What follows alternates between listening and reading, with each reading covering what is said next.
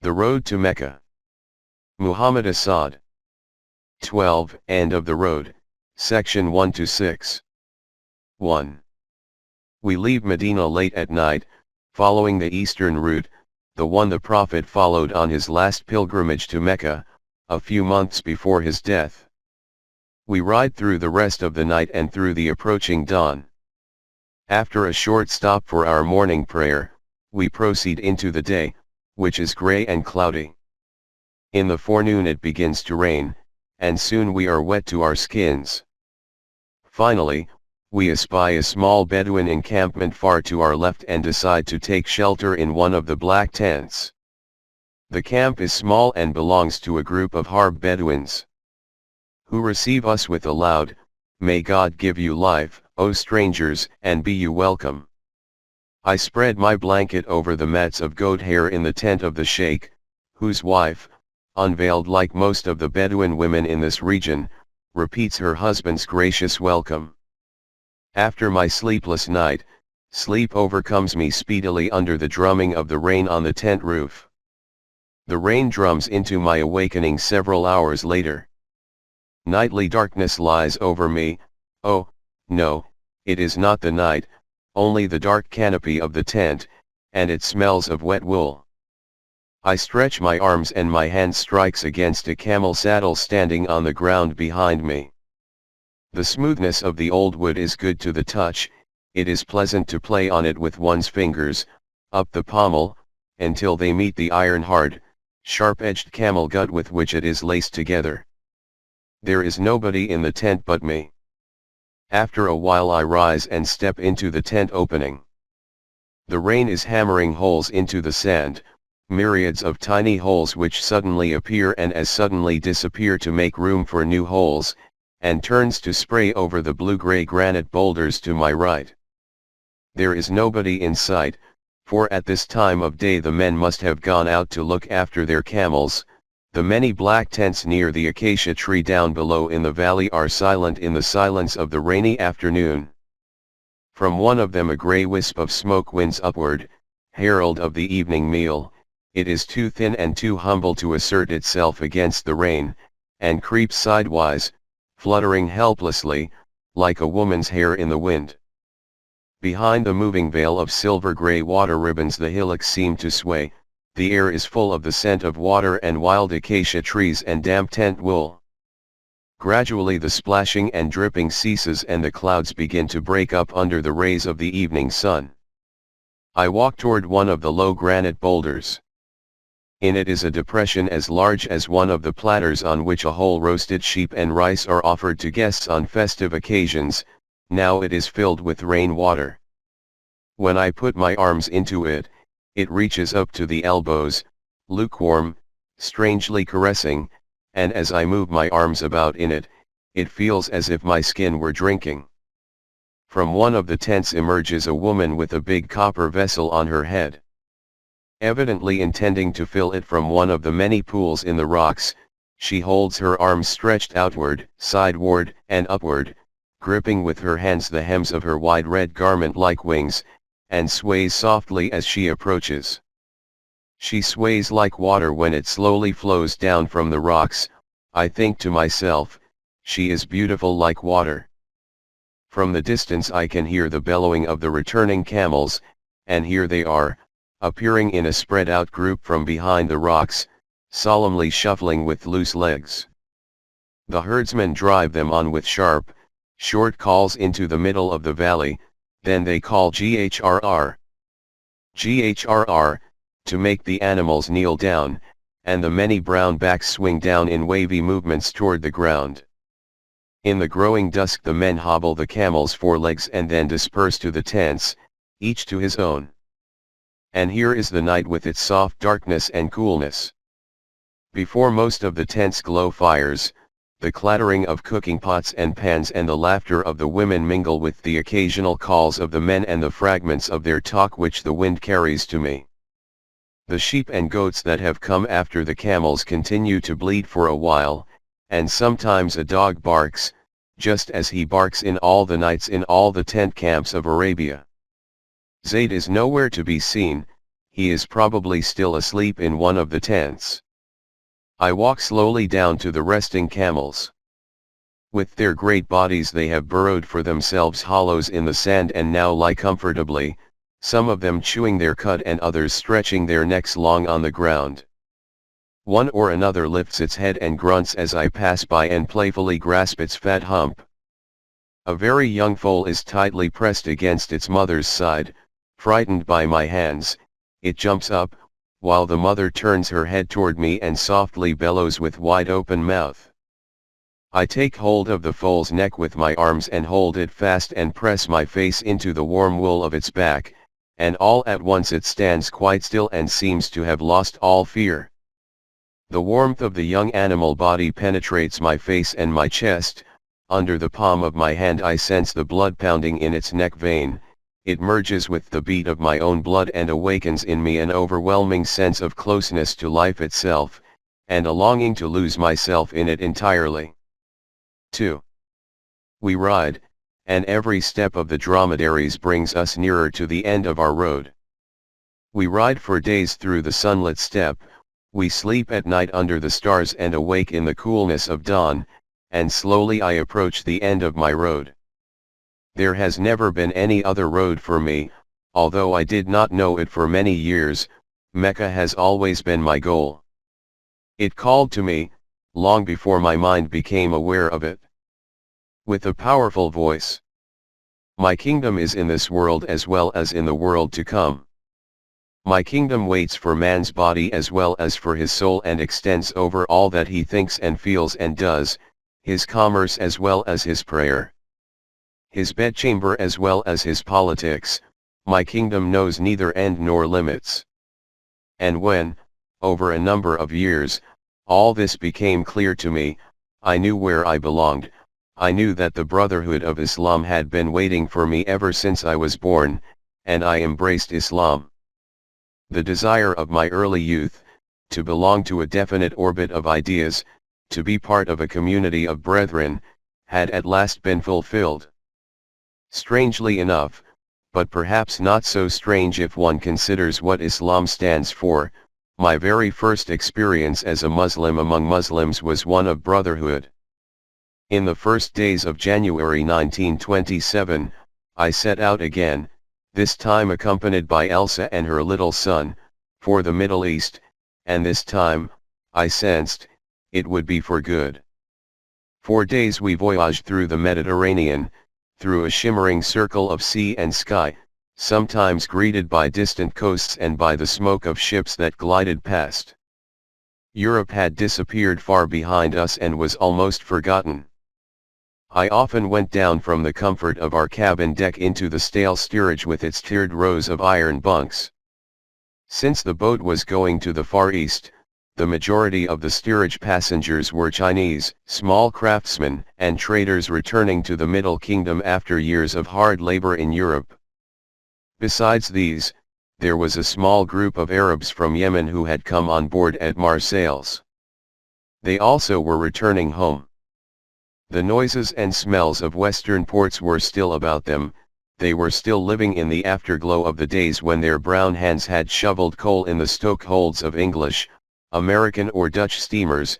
They were still speaking of strange foreign cities, New York, Buenos Aires, Hamburg. Once caught by a sudden longing for the shining unknown, they had let themselves be hired in the port of Aden as stokers and coal trimmers. They had gone out of their familiar world and thought that they were growing beyond themselves in the embrace of the world's incomprehensible strangeness, but soon the boat would reach Aden and those times would recede into the past. They would exchange the western hat for a turban or a kufiya, retain the yesterday only as a memory and, each man for himself, return to their village homes in Yemen. Would they return the same men as they had set out, or as changed men? Had the West caught their souls, or only brushed their senses? The problem of these men deepened in my mind into a problem of wider import. Never before, I reflected, have the worlds of Islam and the West come so close to one another as today. This closeness is a struggle, visible and invisible. Under the impact of Western cultural influences, the souls of many Muslim men and women are slowly shriveling. They are letting themselves be led away from their erstwhile belief that an improvement of living standards should be but a means to improving man's spiritual perceptions. They are falling into the same idolatry of progress into which the Western world fell after it reduced religion to a mere melodious tinkling somewhere in the background of happening. And are thereby growing smaller in stature, not greater, for all cultural imitation, opposed as it is to creativeness, is bound to make a people small. Not that the Muslims could not learn much from the West, especially in the fields of science and technology. But, then, acquisition of scientific notions and methods is not really imitation, and certainly not in the case of a people whose faith commands them to search for knowledge wherever it is to be found. Science is neither Western nor Eastern, for all scientific discoveries are only links in an unending chain of intellectual endeavor which embraces mankind as a whole. Every scientist builds on the foundations supplied by his predecessors, be they of his own nation or of another. And this process of building, correcting and improving goes on and on, from man to man, from age to age, from civilization to civilization, so that the scientific achievements of a particular age or civilization can never be said to belong to that age or civilization. At various times one nation, more vigorous than others, is able to contribute more to the general fund of knowledge, but in the long run the process is shared, and legitimately so, by all. There was a time when the civilization of the Muslims was more vigorous than the civilization of Europe. It transmitted to Europe many technological inventions of a revolutionary nature, and more than that, the very principles of that scientific method on which modern science and civilization are built. Nevertheless, Jabir ibn Hayyan's fundamental discoveries in chemistry did not make chemistry an Arabian science. Nor can algebra and trigonometry be described as Muslim sciences, although the one was evolved by al-Khwarizmi and the other by al-Battani, both of whom were Muslims, just as one cannot speak of an English theory of gravity, although the man who formulated it was an Englishman. All such achievements are the common property of the human race. If, therefore, the Muslims adopt, as adopt they must, modern methods in science and technology, they will do not more than follow the evolutionary instinct which causes men to avail themselves of other men's experiences.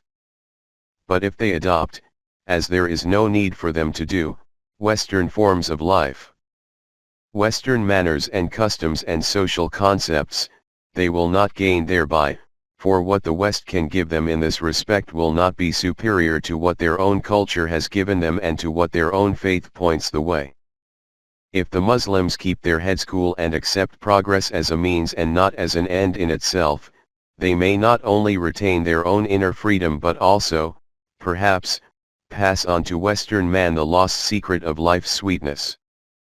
Among the Yemenis on the boat was a thin, short man with an eagle's nose and so intense a face that it seemed to be on fire, but his gestures were quiet and measured. When he learned that I was a newcomer to Islam, he showed a special affection for me. 4 hours we would sit together on deck while he spoke to me of his mountain village in Yemen. His name was Muhammad Saleh. One evening I visited him below deck. One of his friends lay ill with fever on his iron bunk, and I was told that the ship's doctor would not bother to come down to the steerage. As he appeared to be suffering from malaria, I gave him some quinine. While I was thus busy with him, the other Yemenis gathered in a corner around little Muhammad Saleh and, with side glances at me, took whispered counsel. In the end one of them advanced, a tall man with an olive-brown face and hot black eyes, and offered me a bundle of crumpled franc notes. We have collected this among ourselves. Unfortunately, it is not much, grant us the favor and accept it. I stepped back, startled, and explained that it was not for money that I had given medicine to their friend. No, no, we know it, but do nevertheless accept this money. It is not a payment but a gift from thy brethren. We are happy about thee, and therefore we give thee money. Thou art a Muslim and our brother. Thou art even better than we others, for we have been born as Muslims, our fathers were Muslims and our grandfathers, but thou hast recognized Islam with thine own heart. Accept the money, brother, for the sake of the Prophet of God. But I, still bound by my European conventions, defended myself. I could not possibly accept a gift in return for a service to a sick friend. Besides, I have money enough, you surely need it more than I. However, if you insist on giving it away, give it to the poor. At Port said. No, repeated the Yemeni, thou accept it from us, and if thou dost not wish to keep it, give it in thine own name to the poor. And as they pressed me, and, shaken by my refusal, became sad and silent, as if I had refused not their money but their hearts, I suddenly comprehended, where I had come from people were accustomed to build walls between I and you. This, however, was a community without walls. Give me the money, brothers. I accept it and I thank you. 3. Tomorrow, inshallah, we will be in Mecca. The fire thou art lighting, Zayd, will be the last. Our journey is coming to an end. But surely, my uncle, there will be other fires to light, and there will always be another journey ahead of thee and me.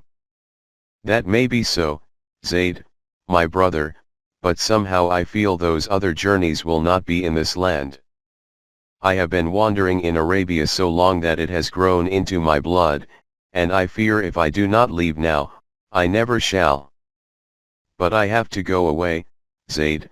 Dost thou not remember the saying that water must move and flow if it is to remain clear? I want, while I am still young, to see how our Muslim brethren live in other parts of the world, in India, in China, in Java.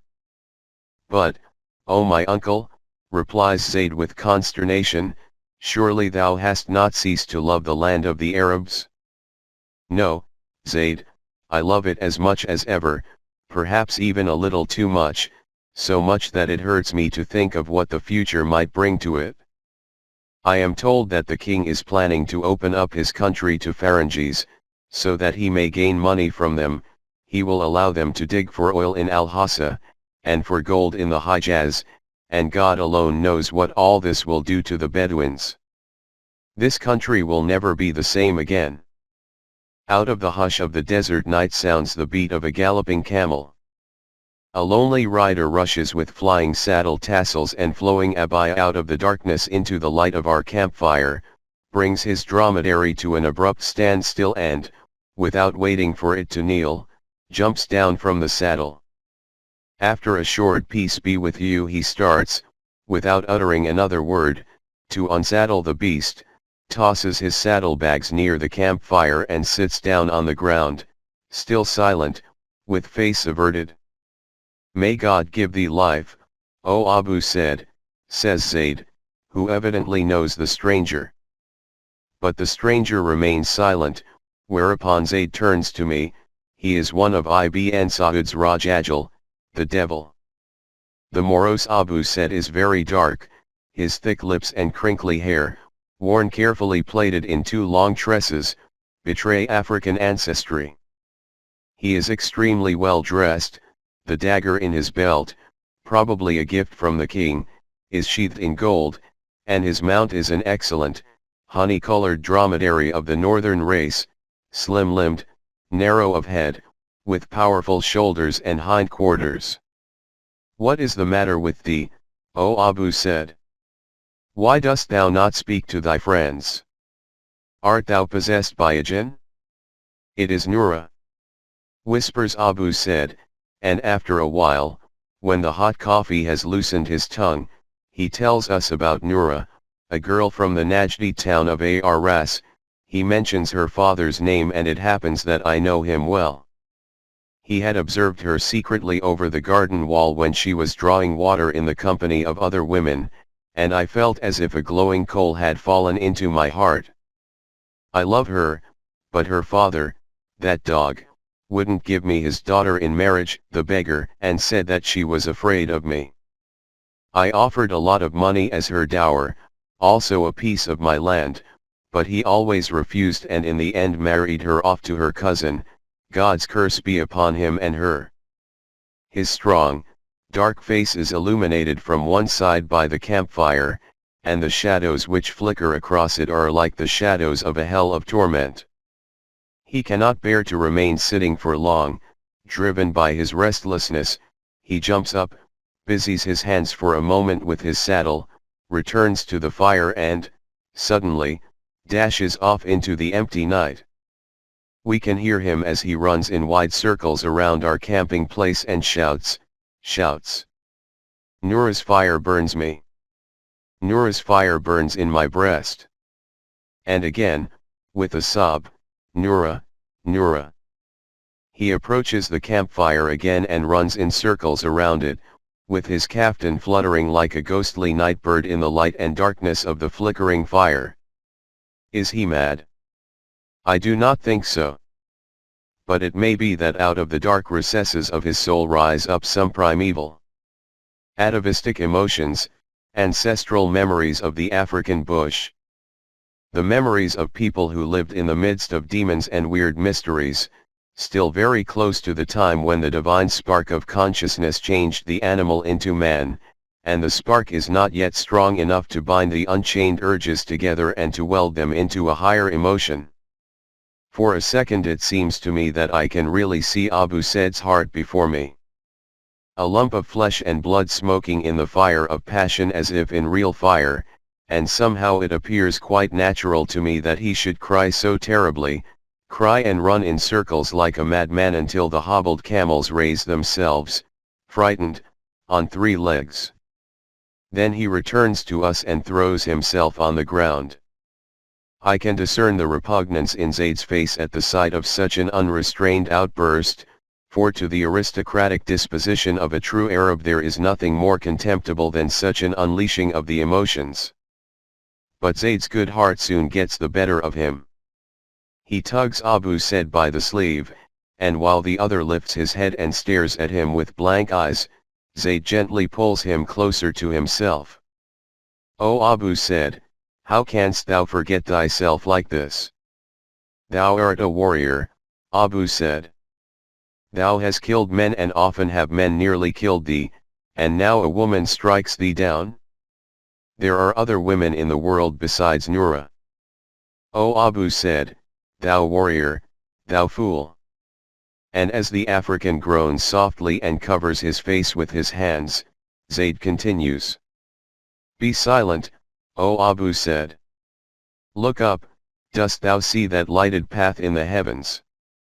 Abu Said looks up in astonishment, and I involuntarily follow Zaid's pointing finger and turn my eyes to the pale, uneven path that runs across the sky from one horizon to the other horizon.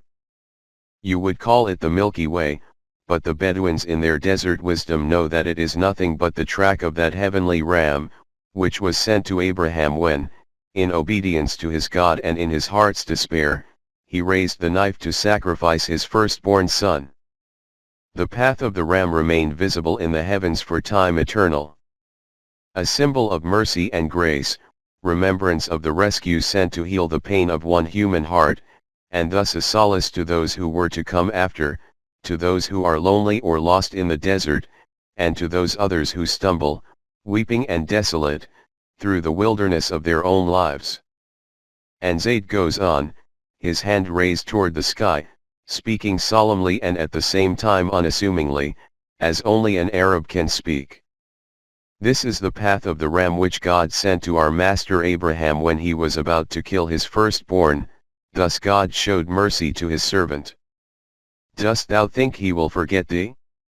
Under Zaid's soothing words Abu Said's dark face softens in childlike wonderment and becomes visibly quieter, and he looks attentively, like a pupil following his teacher, toward the sky, trying to find in it an answer to his despair. 4. Abraham and his heavenly ram, such images come easily to one's mind in this country.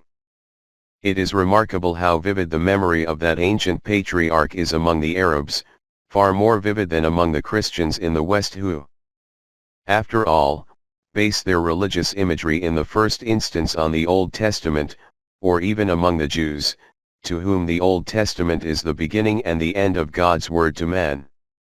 The spiritual presence of Abraham is always felt in Arabia, as in the whole Muslim world. Not only in the frequency with which his name, in its Arabic form Ibrahim, is given to Muslim children, but also in the ever-recurring remembrance, both in the Quran and in the Muslims' daily prayers, of the patriarch's role as the first conscious preacher of God's oneness, which also explains the great importance given by Islam to the annual pilgrimage to Mecca, which since earliest times has been intimately connected with the story of Abraham. He was not, as so many Westerners mistakenly assume, brought into the orbit of Arab thought by Muhammad in an attempt, as it were, to borrow elements of religious lore from Judaism, for it is historically established that Abraham's personality was well known to the Arabs long before the birth of Islam. All references to the patriarch in the Quran itself are so worded as to leave no doubt that he had been living in the foreground of the Arabian mind ages before Muhammad's time. His name and the outline of his life are always mentioned without any preliminaries or explanations, as something, that is, with which even the earliest listeners to the Quran must have been thoroughly familiar. Indeed, already in pre-Islamic times Abraham had an outstanding place in the genealogies of the Arabs as the progenitor, through Ishmael, Ismail, Hagar's son, of the northern Arab group which today comprises more than half of the entire Arabian nation, and to which Muhammad's own tribe, the Quraysh, belonged. Only the beginning of the story of Ishmael and his mother is mentioned in the Old Testament, for its later development does not bear directly on the destinies of the Hebrew nation, to which the Old Testament is mainly devoted, but pre-Islamic Arab tradition has much more to say on the subject. According to this tradition, Hagar and Ishmael were abandoned by Abraham at the place where Mecca stands today, which, on the face of it, is by no means improbable if one remembers that to a camel-riding nomad a journey of 30 days or more was and is nothing out of the ordinary. At any rate, Arab tradition says that it was to this valley that Abraham brought Hagar and their child, to this gorge between rocky hills, naked and barren under the Arabian sun, swept by flaming desert winds and avoided even by birds of prey. Even today, when the valley of Mecca is filled with houses and streets and people of many tongues and races, the desert solitude cries out from the dead slopes around it, and over the crowds of pilgrims who prostrate themselves before the Kaaba hover the ghosts of those long past millenniums in which silence, unbroken and devoid of all life, hung over the empty valley. It was a proper setting for the despair of that Egyptian bondwoman who had borne a son to her master and thus had become the object of so much hatred on the part of her master's wife that she and her son Ishmael had to be cast away. The patriarch must have been grieved indeed when he did this to placate his implacable wife. But one should remember that he, who was so close to God, was convinced that his mercy was without limit. We are told in the book of Genesis that God had thus comforted him, "Let it not be grievous in thy sight because of the child and because of thy bondwoman. Of her son will I make a nation because he is of thy seed." And so Abraham forsook the weeping woman and the child in the valley, leaving with them a waterskin and a skin filled with dates, and went away northward through Midian to the land of Canaan. A solitary wild sarha tree stood in the valley. In its shadow sat Hagar with the child on her lap. Around her there was nothing but swimming, waving heat, glaring light on sand and rocky slopes. How good was the shadow of the tree! But the silence, this horrible silence without the breath of any living thing. As the day was slowly passing, Hagar thought, If only something living would come here, a bird, an animal, yes, even a beast of prey, what a joy it would be. But nothing came except the night, comforting like all desert nights, a cooling vault of darkness and stars that softened the bitterness of her despair. Hagar felt new courage. She fed her child some dates and both drank from the water skin. The night passed, and another day, and another night. But when the third day came with fiery breath, there was no more water in the skin, and despair outgrew all strength, and hope became like a broken vessel. And when the child cried in vain, with an ever weaker voice, for water, Hagar cried out to the Lord, but he did not show himself. And Hagar, distraught by the suffering of her dying child, ran to and fro with uplifted hands through the valley, always over the same stretch between two low hills, and it is in remembrance of her despair that the pilgrims who now come to Mecca run 7 times between these two hillocks, crying out, as she once cried, O thou bountiful, thou full of grace! Who shall have mercy on us unless thou hast mercy? And then came the answer, behold, a stream of water gushed forth and began to flow over the sand. Hagar shouted with joy and pressed the child's face into the precious liquid so that he might drink, and she drank with him, calling out imploringly between her gasps, Zummi, Zummi. Which is a word without meaning, merely imitating the sound of the water as it welled up from the earth, as if to say, gush forth, gush forth. Lest it run out and lose itself in the ground, Hagar heaped a little wall of sand around the spring, whereupon it ceased to flow and became a well, which henceforth came to be known as the well of Zamzam and exists to this day.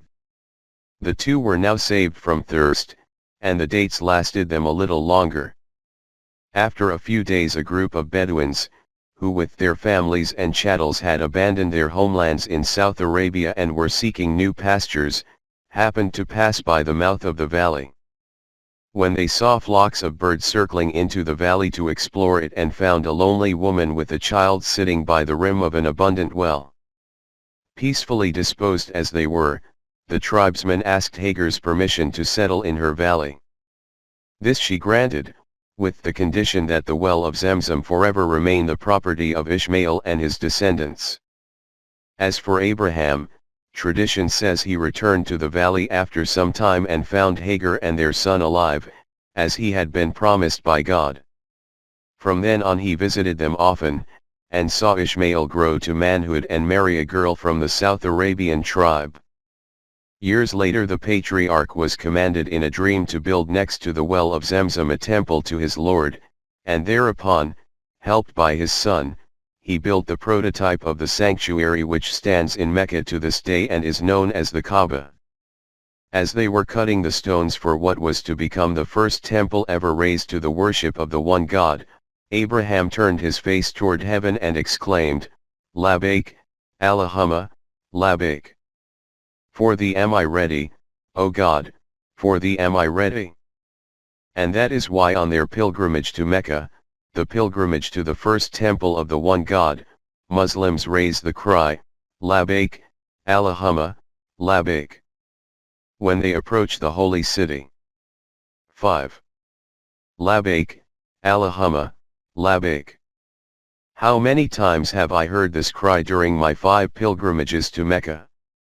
I seem to hear it now, as I lie near Zayd and Abu said by the fire. I close my eyes and the moon and the stars vanish. I lay my arm over my face. And not even the light of the fire can now penetrate my eyelids. All sounds of the desert go under. I hear nothing but the sound of Labbaik in my mind and the humming and throbbing of blood in my ears. It hums and throbs and pounds like the pounding of sea waves against the hull of a ship and like the throbbing of engines. I can hear the engines throb and feel the quiver of the ship's planks under me and smell its smoke and oil and hear the cry Labbaik. Allahumma, Labbaik as it sounded from hundreds of throats on the ship which bore me on my first pilgrimage, nearly 6 years ago, from Egypt to Arabia over the sea that is called the Red, and nobody knows why. For the water was grey as long as we sailed through the Gulf of Suez. Enclosed on the right side by the mountains of the African continent and on the left by those of the Sinai Peninsula, both of them naked. Rocky ranges without vegetation, moving with the progress of our voyage farther and farther apart into a hazy distance of misty grey which let the land be sensed rather than seen. And when, in the later afternoon, we glided into the open width of the Red Sea, it was blue like the Mediterranean under the strokes of a caressing wind. There were only pilgrims on board, so many that the ship could hardly contain them. The shipping company, greedy for the profits of the short hatch season, had literally filled it to the brim without caring for the comfort of the passengers.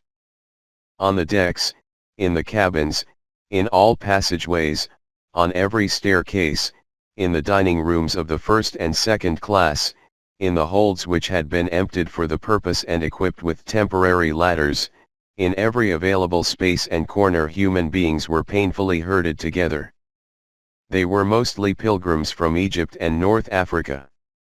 In great humility, with only the goal of the voyage before their eyes, they bore uncomplainingly all that unnecessary hardship. How they crouched on the deck planks! In tight groups. Men, women and children. And with difficulty managed their household chores. For no food was provided by the company. How they always struggled to and fro for water with tin cans and canvas canteens. Every movement a torture in this press of humanity. How they assembled 5 times a day around the water taps, of which there were too few for so many people, in order to perform their ablutions before prayer. How they suffered in the stifling air of the deep holds, 2 stories below the deck, where at other times only bales and cases of goods traveled. Whoever saw this had to recognize the power of faith which was in these pilgrims. For they did not really seem to feel their suffering, so consumed were they with the thought of Mecca. They spoke only of their Hajj, and the emotion with which they looked toward the near future made their faces shine. The women often sang in chorus songs about the holy city, and again came the refrain, Labbaik, Allahumma, Labbaik. At about noon of the second day the ship siren sounded. This was a sign that we had reached the latitude of Rubig, a small port north of Jeddah, where, in accordance with an old tradition, the male pilgrims coming from the north are supposed to put away their everyday clothes and don the ihram, or pilgrim's garment. This consists of 2 unsewn pieces of white woolen or cotton cloth, of which one is wound around the waist and reaches below the knees, while the other is slung loosely around one shoulder, with the head remaining uncovered. The reason for this attire, which goes back to an injunction of the Prophet, is that during the Hajj there should be no feeling of strangeness between the faithful who flock together from all the corners of the world to visit the house of God. No difference between races and nations, or between rich and poor or high and low, so that all may know that they are brethren, equal before God and man. And very soon there disappeared from our ship all the colorful clothing of the men. You could no longer see the red Tunisian tarbushes, the sumptuous burnouses of the Moroccans, or the gaudy galabiyas of the Egyptian fellahin. Everywhere around you there was only this humble white cloth, devoid of any adornment, draped over bodies which were now moving with greater dignity, visibly affected by this change to the state of pilgrimage, because the ihram would expose too much of their bodies. Women pilgrims keep to their usual garments, but as on our ship these were only black or white, the black gowns of the Egyptian and the white ones of the North African women, they did not bring any touch of color into the picture. At dawn of the 3rd day the ship dropped anchor before the coast of Arabia. Most of us stood at the railing and gazed toward the land that was slowly rising out of the mists of the morning. On all sides one could see silhouettes of other pilgrim ships, and between them and the land pale yellow and emerald green streaks in the water, submarine coral reefs, part of that long, inhospitable chain which lies before the eastern shore of the Red Sea. Beyond them, toward the east, there was something like a hill. Low and dusky, but when the sun rose behind it, it suddenly ceased to be a hill and became a town by the sea, climbing from its rim toward the center with higher and higher houses, a small delicate structure of rose and yellow-gray coral stone, the port town of Jeddah. By and by you could discern the carved, latticed windows and the wooden screens of balconies, to which the humid air had in the course of years imparted a uniform gray-green color. A minaret jutted up in the middle, white and straight like an uplifted finger.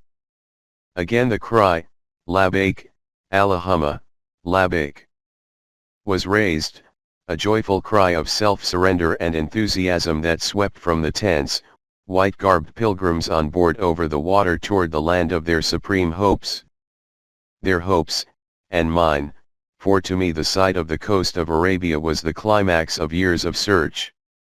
I looked at Elsa, my wife, who was my companion on that pilgrimage, and read the same feeling in her eyes.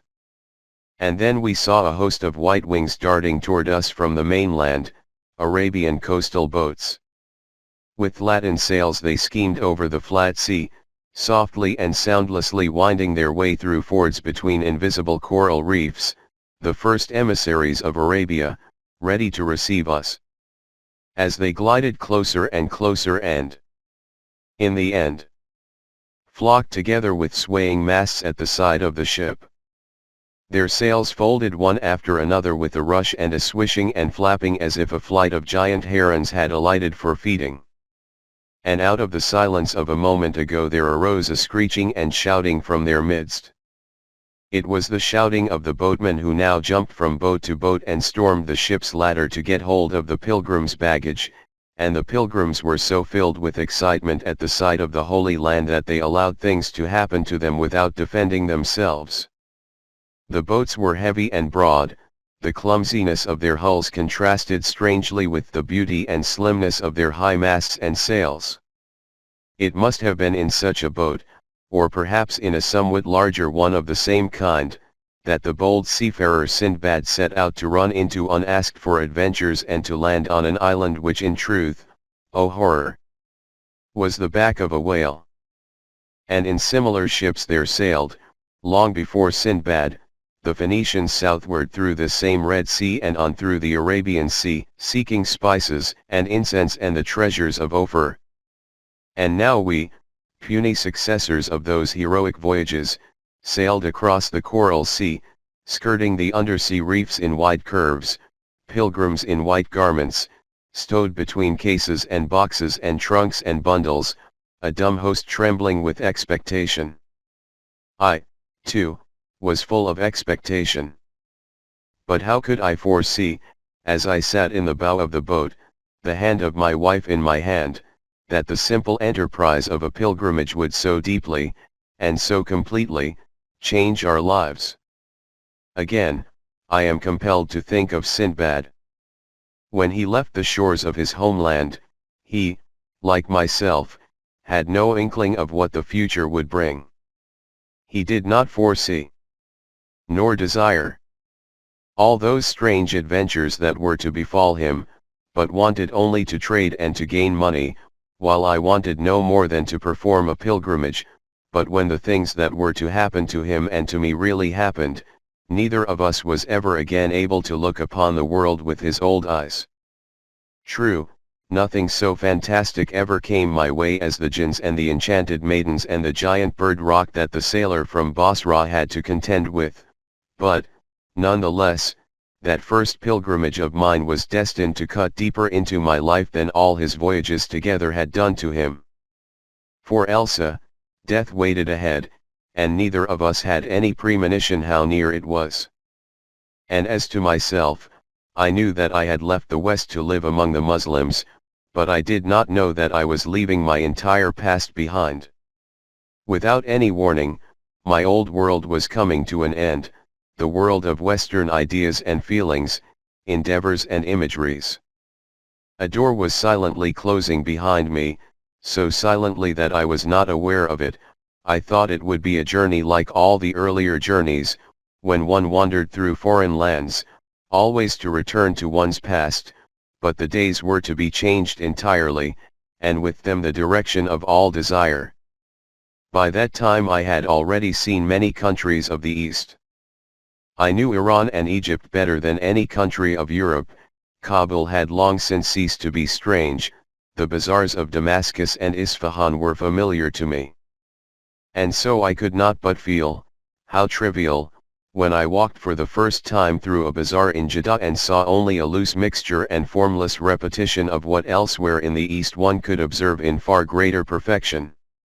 The bazaar was covered with planks and sackcloth as protection against the steaming heat, out of holes and cracks thin, tamed sun rays shone through and gilded the twilight. Open kitchens before which Negro boys were roasting small pieces of meat on spits over glowing charcoal, coffee shops with burnished brass utensils and sets made of palm fronds, meaningless shops full of European and Eastern junk. Everywhere sultriness and smell of fish and coral dust. Everywhere crowds of people, innumerable pilgrims in white and the colorful. Worldly citizens of Jeddah, in whose faces, clothes and manners met all the countries of the Muslim world. Perhaps a father from India. While the mother's father, himself probably a mixture of Malay and Arab, may have married a grandmother who on her father's side descended from Uzbeks and on her mother's side possibly from Somalis. Living traces of the centuries of pilgrimage and of the Islamic environment which knows no color bar and no distinction between races. In addition to this indigenous and pilgrim-born confusion, Jeddah was in those days, 1927, the only place in the Hijaz in which non-Muslims were allowed to reside. You could occasionally see shop signs in European writing and people in white tropical dress with sun helmets or hats on their heads. Over the consulates fluttered foreign flags. All this belonged, as it were, not yet so much to the mainland as to the sea, to the sounds and smells of the port, to the ships riding at anchor beyond the pale coral streaks, to the fishing boats with white triangular sails, to a world not much unlike that of the Mediterranean. The houses, though, were already a little different. Open to the breeze with richly molded facades. Carved wooden window frames and covered balconies. Thinnest screens of wood that permitted the inmates to look out without hindrance into the open but prevented the passerby from seeing the interior. All this woodwork sat like grey-green lace on the walls of rose coral stone, delicate and extremely harmonious. This was no longer the Mediterranean and not yet quite Arabia, it was the coastal world of the Red Sea, which produces similar architecture on both its sides. Arabia, however, announced itself already in the steely sky, the naked, rocky hills and sand dunes toward the east, and in that breath of greatness and that bare scarcity which are always so strangely intermingled in an Arabian landscape. In the afternoon of the next day our caravan started on the road to Mecca, winding its way through crowds of pilgrims, Bedouins, camels with and without litters, riding camels, gaily caparisoned donkeys, toward the eastern gate of the town. Off and on motor cars passed us, Saudi Arabia's earliest motor cars, loaded with pilgrims and noisy with their klaxon horns. The camels seemed to sense that the new monsters were their enemies. For they shied every time one approached, frantically veering toward house walls and moving their long necks hither and thither, confused and helpless. A new time was threateningly dawning for these tall, patient animals, filling them with fear and apocalyptic forebodings. After a while we left the white city walls behind and found ourselves all at once in the desert, in a wide plain. Grayish-brown, desolate, dotted with thorny bushes and patches of steppe grass, with low, isolated hills growing out of it like islands in a sea, and hedged into the east by somewhat higher, rocky ranges, bluish-gray, jagged of outline, barren of all life. All over that forbidding plain there plodded caravans, many of them, in long processions, hundreds and thousands of camels, animal behind animal in single file, loaded with litters and pilgrims and baggage, sometimes disappearing behind hills and then reappearing. Gradually all their paths converged onto a single, sandy road, created by the tracks of similar caravans over long centuries. In the silence of the desert, which was underlined rather than broken by the plopping of the camels' feet, the occasional calls of the Bedouin drivers and the low-toned singing of a pilgrim here and there, I was suddenly overcome by an eerie sensation, so overwhelming a sensation that one might almost call it a vision. I saw myself on a bridge that spanned an invisible abyss, a bridge so long that the end from which I had come was already lost in a misty distance, while the other end had hardly begun to unveil itself to the eye. I stood in the middle, and my heart contracted with dread as I saw myself thus halfway between the two ends of the bridge, already too far from the one and not yet close enough to the other, and it seemed to me, for long seconds, that I would always have to remain thus between the two ends, always above the roaring abyss. When an Egyptian woman on the camel before mine suddenly sounded the ancient pilgrim's cry, Labbaik, Allahumma, Labbaik, and my dream broke asunder. From all sides you could hear people speaking and murmuring in many tongues. Sometimes a few pilgrims called out in chorus, Labbaik, Allahumma, Labbaik. Or an Egyptian fellow woman sang a song in honor of the Prophet. Whereupon another uttered a Got Rafa, that joyful cry of Arab women, which in Egypt is called Zakruta, a shrill, very high-pitched trill which women raise on all festive occasions, like marriage, childbirth, circumcision, religious processions of all kinds and, of course, pilgrimages. In the knightly Arabia of earlier times, when the daughters of chieftains used to ride to war with the men of their tribe in order to spur them on to greater bravery, for it was regarded as extreme dishonor to allow one of these maidens to be killed, or, still worse, to be captured by the enemy, the Got Rafa was often heard on a field of battle. Most of the pilgrims rode in litters, 2 on each camel, and the rolling motion of these contraptions gradually made one dizzy and tortured the nerves, so unceasing was the pitching and rocking.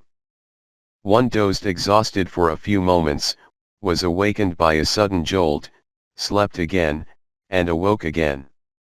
From time to time the camel drivers, who accompanied the caravan on foot, called to their animals. One or another of them occasionally chanted in rhythm with the long drawn-out step of the camels. Toward morning we reached Bara, where the caravan stopped for the day, for the heat permitted travel only during the night. This village, in reality nothing but a double line of shacks, coffee shops, a few huts of palm fronds and a very small mosque, was the traditional halting place for caravans halfway between Jeddah and Mecca. The landscape was the same as it had been all the way since we left the coast. A desert with isolated hills here and there and higher, blue mountains in the east which separated the coastal lowlands from the plateau of central Arabia. But now all this desert around us resembled a huge army camp with innumerable tents, camels, litters, bundles, a confusion of many tongues, Arabic, Hindustani, Malay, Persian, Somali, Turkish, Pashto, Amhara, and God knows how many more.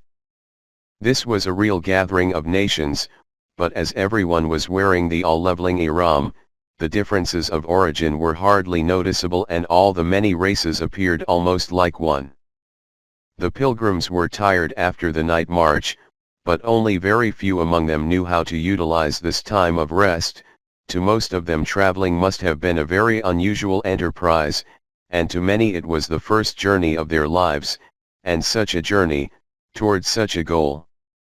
They had to be restless, they had to move about, their hands had to search for something to do, even if it was no more than opening and retying their bags and bundles, otherwise, one would have become lost to the world, would have entirely lost oneself in unearthly happiness as in a sea.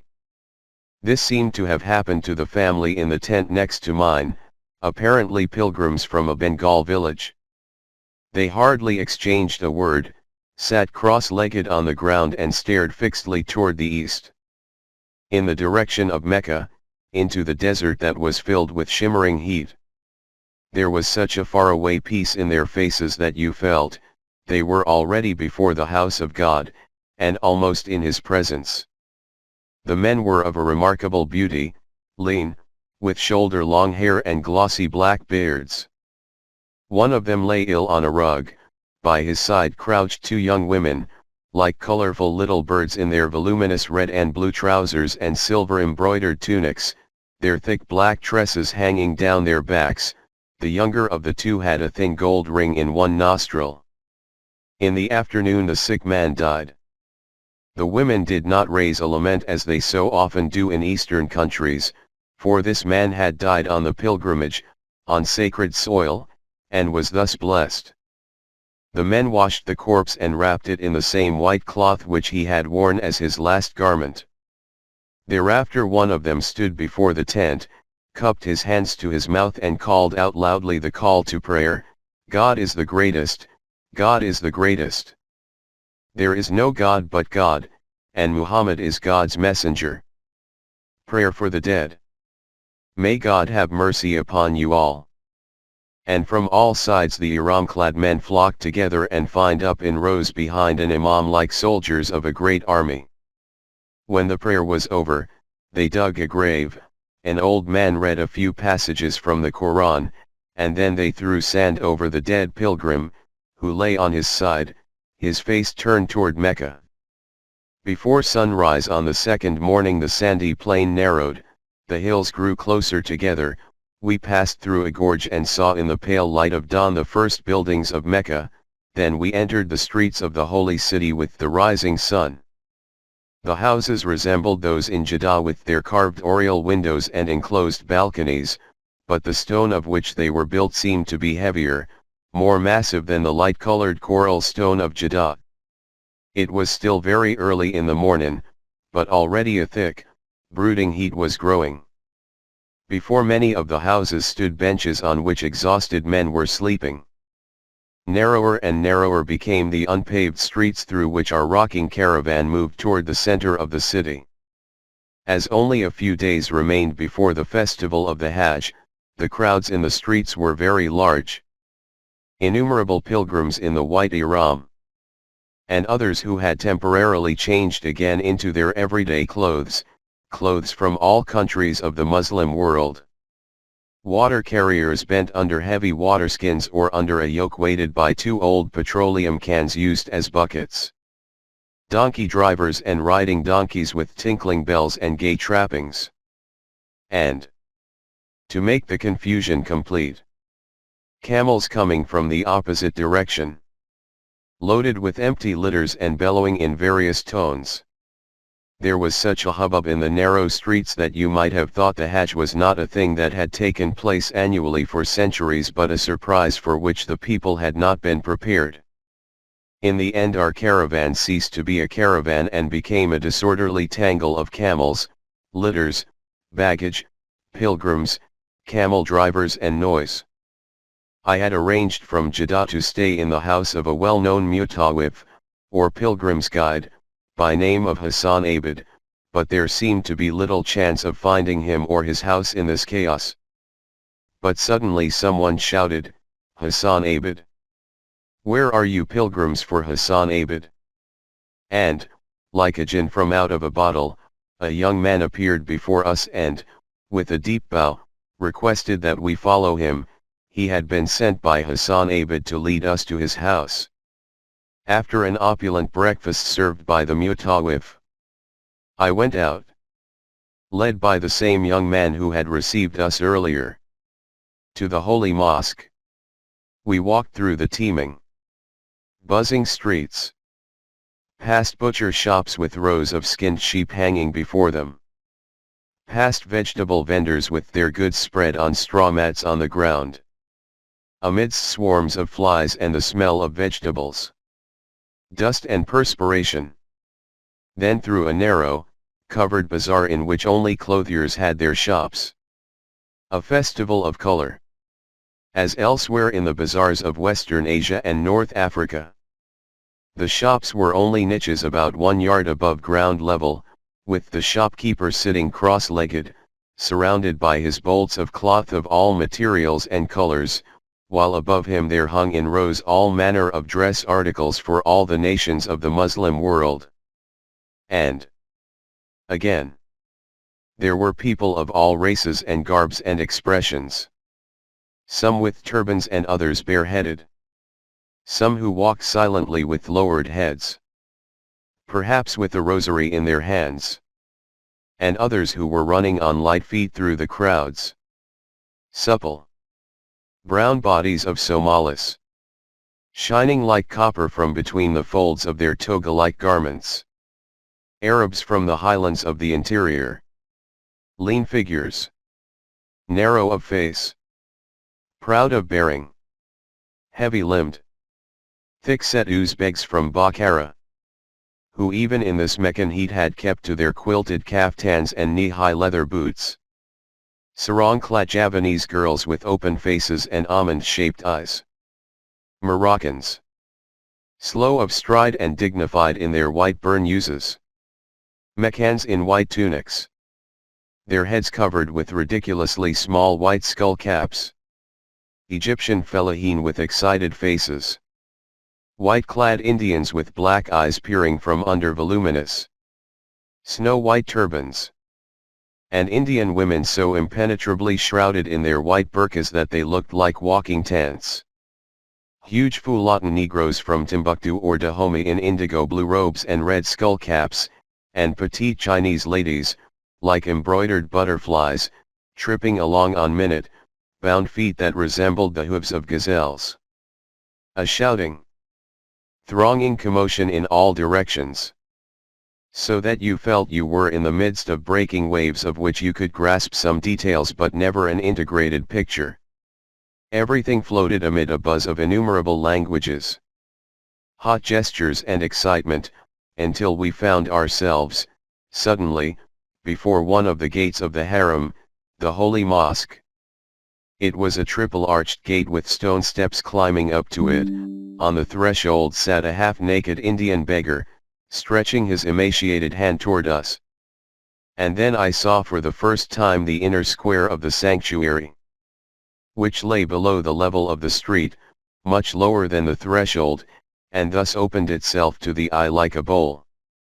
A huge quadrangle surrounded on all sides by many pillared cloisters with semicircular arches, and in its center a cube about 40 feet high, draped in black, with a broad band of gold-embroidered verses from the Quran running around the upper portion of the covering, the Kaaba.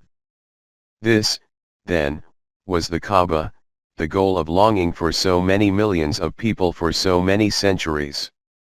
To reach this goal, countless pilgrims had made heavy sacrifices throughout the ages, many had died on the way, many had reached it only after great privations, and to all of them this small, square building was the apex of their desires, and to reach it meant fulfillment. There it stood, almost a perfect cube, as its Arabic name connotes, entirely covered with black brocade, a quiet island in the middle of the vast quadrangle of the mosque, much quieter than any other work of architecture anywhere in the world. It would almost appear that he who first built the Kaaba, for since the time of Abraham the original structure has been rebuilt several times in the same shape, wanted to create a parable of man's humility before God.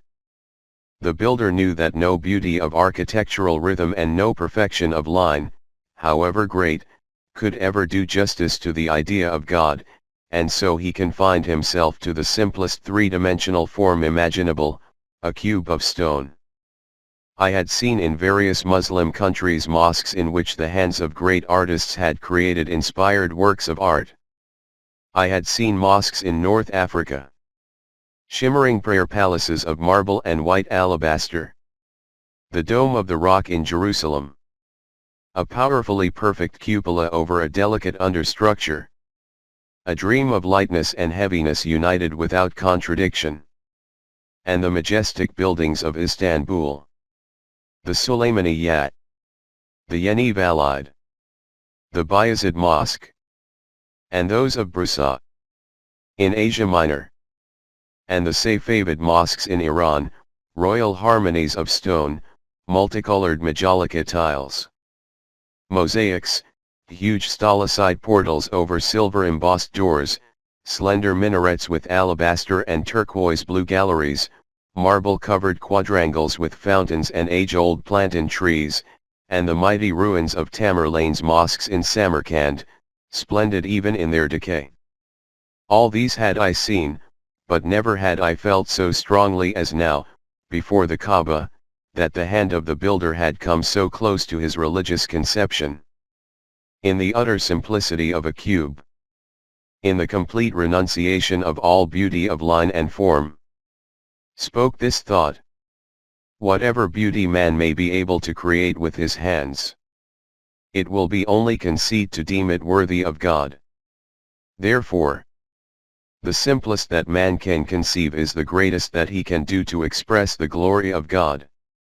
A similar feeling may have been responsible for the mathematical simplicity of the Egyptian pyramids, although their man's conceit had at least found a vent in the tremendous dimensions he gave to his buildings.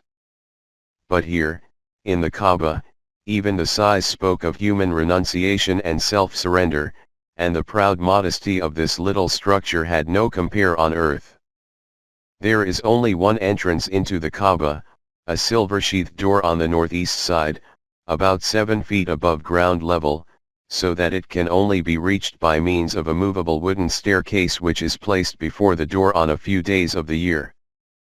The interior, usually closed, I saw it only on later occasions, is very simple, a marble floor with a few carpets and lamps of bronze and silver hanging from a roof that is supported by heavy wooden beams. Actually, this interior has no special significance of its own, for the sanctity of the Kaaba applies to the whole building, which is the Qibla, that is, the direction of prayer, for the entire Islamic world. It is toward this symbol of God's oneness that hundreds of millions of Muslims the world over turn their faces in prayer 5 times a day. Embedded in the eastern corner of the building and left uncovered is a dark-colored stone surrounded by a broad silver frame.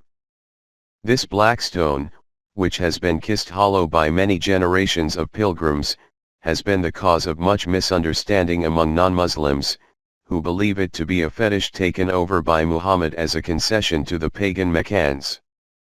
Nothing could be farther from truth. Just as the Kaaba is an object of reverence but not of worship, so too is the black stone.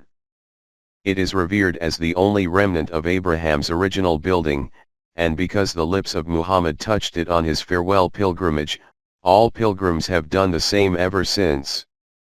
The Prophet was well aware that all the later generations of the faithful would always follow his example. And when he kissed the stone he knew that on it the lips of future pilgrims would forever meet the memory of his lips in the symbolic embrace he thus offered, beyond time and beyond death, to his entire community. And the pilgrims, when they kiss the black stone, feel that they are embracing the Prophet and all the other Muslims who have been here before them and those who will come after them. No Muslim would deny that the Kaaba had existed long before the Prophet Muhammad. Indeed, its significance lies precisely in this fact. The Prophet did not claim to be the founder of a new religion.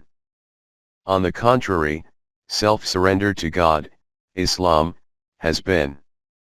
According to the Quran, man's natural inclination since the dawn of human consciousness, it was this that Abraham and Moses and Jesus and all the other prophets of God had been teaching, the message of the Quran being but the last of the divine revelations.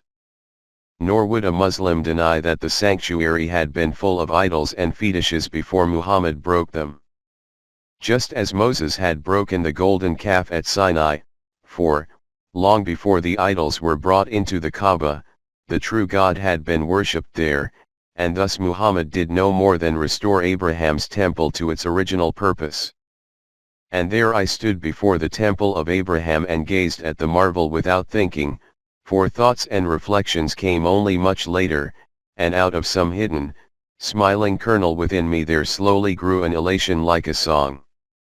Smooth marble slabs, with sunlight reflections dancing upon them, covered the ground in a wide circle around the Kaaba, and over these marble slabs walked many people, men and women, round and round the black draped house of God. Among them were some who wept, some who loudly called to God in prayer, and many who had no words and no tears but could only walk with lowered heads. It is part of the Hajj to walk 7 times around the Kaaba, not just to show respect to the central sanctuary of Islam but to recall to oneself the basic demand of Islamic life. The Kaaba is a symbol of God's oneness. And the pilgrim's bodily movement around it is a symbolic expression of human activity, implying that not only our thoughts and feelings, all that is comprised in the term inner life, but also our outward, active life, our doings and practical endeavors must have God as their center. And I, too, moved slowly forward and became part of the circular flow around the Kaaba. Off and on I became conscious of a man or woman near me, isolated pictures appeared fleetingly before my eyes and vanished. There was a huge Negro in a white ihram, with a wooden rosary slung like a chain around a powerful, black wrist. An old Malay tripped along by my side for a while, his arms dangling, as if in helpless confusion, against his batik sarong. A grey eye under bushy brows, to whom did it belong? And now lost in the crowd. Among the many people in front of the black stone, a young Indian woman, she was obviously ill, in her narrow, delicate face lay a strangely open yearning, visible to the onlooker's eye like the life of fishes and algae in the depths of a crystal clear pond.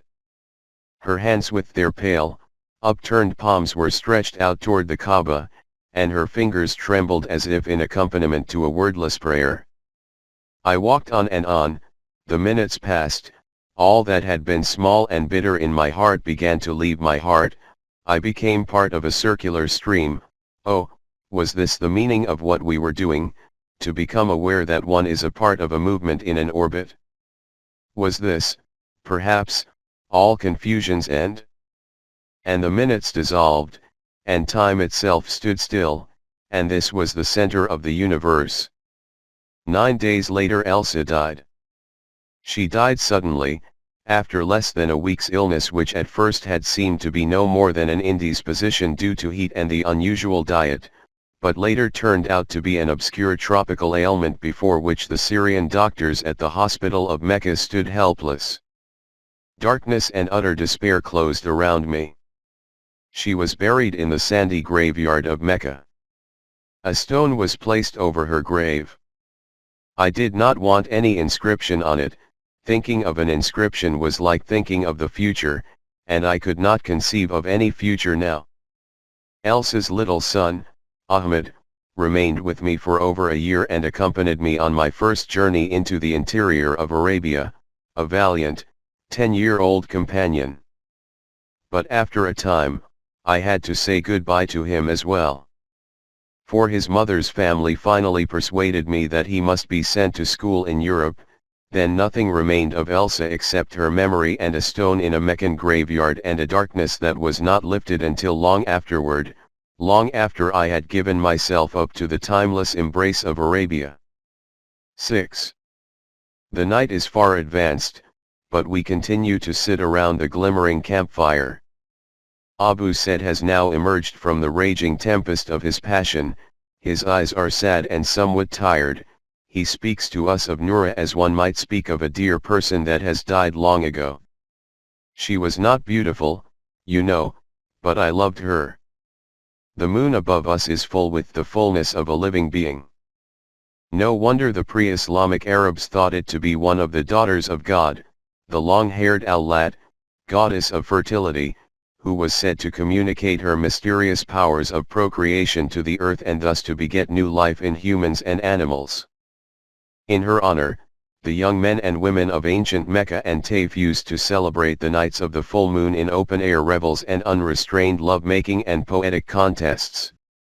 Out of earthenware pitchers and Leithern bottles flowed the red wine, and because it was so red and so full of excitement, the poets likened it in their wild dithyrambs to the blood of women.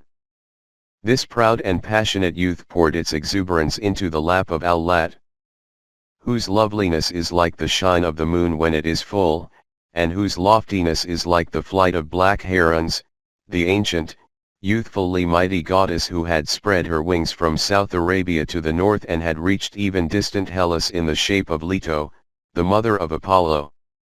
From the diffuse, vague nature worship of Al-Lat and a host of other deities to the sublime concept of the one God of the Quran, it was a long road that the Arabs had to travel. But, after all, man has always loved to travel far on the roads of his spirit. Here in Arabia no less than in the rest of the world, he has loved it so much that all his history may indeed be described as the history of a quest for faith. With the Arabs, this quest has always aimed at the absolute. Even in their earliest times, when their imagination filled the world around them with a multitude of gods and demons, they were ever conscious of the one who dwelt in majesty over all the deities, an invisible, ungraspable omnipotence far above the humanly conceivable, the eternal cause above all effects. The goddess Al-Lat and her divine sisters, Manat and Uwa, were no more than God's daughters, mediators between the unknowable one and the visible world, symbols of the incomprehensible forces that surrounded the childhood of man. But deep in the background of Arabian thought, knowledge of the one was always present, always ready to flare up into conscious faith. How else could it have been? They were a people that had grown up in silence and solitude between a hard sky and a hard earth. Hard was their life in the midst of these austere, endless spaces, and so, they could not escape the longing after a power that would encompass all existence with unerring justice and kindness, severity and wisdom, God the Absolute. He dwells in infinity and radiates into infinity, but because you are within his working, he is closer to you than the vein in your neck. The campfire has died down.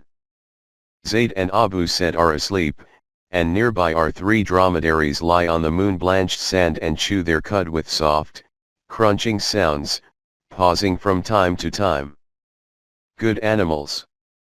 Sometimes one of them shifts its position and rubs with the horny surface of its chest against the ground and occasionally blows snortingly, as if sighing. Good animals. They are without a definite expression. Quite different from horses, which are always so clearly outlined in their characters. Yes, different from all the other animals which man uses, just as the desert steppe to which they belong is different from all other landscapes, without a definite expression, swinging between contradictions, moody, and nevertheless infinitely modest. I cannot sleep, and so I wander away from the camp and climb one of the hillocks close by. The moon hangs low over the western horizon and lights up the low, rocky hills which rise like phantoms out of the dead plain. From here onward, the coastal lowlands of the Hijaz flow toward the west in a soft incline, a series of valleys torn up by many windings, dry stream beds, barren of all life, without villages, without houses, without trees, rigid in their nakedness under the moonlight. And yet it was from this desolate, lifeless land, from amidst these sandy valleys and naked hills, that the most life-affirming faith of man's history sprang forth. Warm and still is the night. Half light and distance make the hills waver and sway. Under the shine of the moon a pale blue shimmer vibrates, and through this pale blueness glides an opalescent hint, a ghostly remembrance, of all the colors on earth, but the unearthly blueness subdues them all, melting without transition into what should be the horizon, and is like a summons to unfathomable, unknowable things. Not far from here, hidden from my eyes in the midst of this lifeless wilderness of valleys and hills, lies the plain of Arafat, on which all the pilgrims who come to Mecca assemble on one day of the year as a reminder of that last assembly, when man will have to answer to his Creator for all he has done in life. How often have I stood there myself, bareheaded, in the white pilgrim garb, among a multitude of white-garbed, bareheaded pilgrims from 3 continents. Our faces turned toward the Jabal Rahmah, the Mount of Mercy, which rises out of the vast plain, standing and waiting through the noon, through the afternoon, reflecting upon that inescapable day, when you will be exposed to view, and no secret of yours will remain concealed. And as I stand on the hill crest and gaze down toward the invisible plain of Arafat, the moonlit blueness of the landscape before me, so dead a moment ago, suddenly comes to life with the currents of all the human lives that have passed through it, and is filled with the eerie voices of the millions of men and women who have walked or ridden between Mecca and Arafat in over 1,300 pilgrimages for over 1,300 years. Their voices and their steps and the voices and the steps of their animals reawaken and resound anew. I see them walking and riding and assembling, all those myriads of white-garbed pilgrims of 1,300 years. I hear the sounds of their passed-away days. The wings of the faith which has drawn them together to this land of rocks and sand and seeming deadness beat again with the warmth of life over the arc of centuries. And the mighty wing beat draws me into its orbit and draws my own passed-away days into the present, and once again I am riding over the plain. Riding in a thundering gallop over the plain, amidst thousands and thousands of ihram-clad Bedouins. Returning from Arafat to Mecca, a tiny particle of that roaring, earth-shaking, irresistible wave of countless galloping dromedaries and men, with the tribal banners on their high poles beating like drums in the wind and their tribal war cries tearing through the air, Yaraga, Yaraga, by which the Ataba tribesmen evoke their ancestors' name, answered by the Ya'af, Ya'af, of the Harb, and echoed by the almost defiant, Shamar, Ya Shamar, from the farthest right wing of the column. We ride on, rushing, flying over the plain, and to me it seems that we are flying with the wind, abandoned to a happiness that knows neither end nor limit. And the wind shouts a wild paean of joy into my ears, never again, never again, never again will you be a stranger. My brethren on the right and my brethren on the left, all of them unknown to me but none a stranger, in the tumultuous joy of our chase, we are one body in pursuit of one goal. Wide is the world before us, and in our hearts glimmers a spark of the flame that burned in the hearts of the Prophet's companions. They know, my brethren on the right and my brethren on the left, that they have fallen short of what was expected of them, and that in the flight of centuries their hearts have grown small, and yet, the promise of fulfillment has not been taken from them. From us. Someone in the surging host abandons his tribal cry for a cry of faith, we are the brethren of him who gives himself up to God. And another joins in, Allahu Akbar, God is the greatest. God alone is great. And all the tribal detachments take up this one cry. They are no longer Najdi Bedouins reveling in their tribal pride, they are men who know that the secrets of God are but waiting for them. For us. Amidst the din of the thousands of rushing camels' feet and the flapping of 100 banners, their cry grows up into a roar of triumph, Allahu Akbar. It flows in mighty waves over the heads of the thousands of galloping men, over the wide plain, to all the ends of the earth, Allahu Akbar. These men have grown beyond their own little lives, and now their faith sweeps them forward, in oneness, toward some uncharted horizons. Longing need no longer remain small and hidden, it has found its awakening, a blinding sunrise of fulfillment. In this fulfillment, man strides along in all his God-given splendor, his stride is joy, and his knowledge is freedom, and his world a sphere without bounds. The smell of the dromedaries' bodies, their panting and snorting, the thundering of their innumerable feet, the shouting of the men, the clanking of the rifles slung on saddle pegs, the dust and the sweat and the wildly excited faces around me, and a sudden, glad stillness within me. I turn around in my saddle and see behind me the waving, weaving mass of thousands of white-clad riders and, beyond them, the bridge over which I have come. Its end is just behind me while its beginning is already lost in the mists of distance.